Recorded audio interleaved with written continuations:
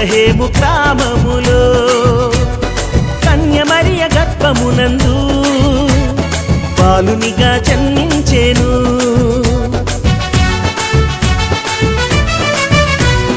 దావీదు పట్టణములో బెత్లెహేము గ్రామములో కన్యమరియ గర్భమునందు బాలునిగా జన్మించెను. అంధకారమే తొలగిపోయెను, చీకు చింతలే తీరిపోయెను. అంధకారమే తొలగిపోయెను, చీకు చింతలే తీరిపోయెను. మన చీకటి బ్రతుకులలోనా ప్రభు యేసు జన్మించెను. మన చీకటి బ్రతుకులలోనా ప్రభు యేసు జన్మించెను.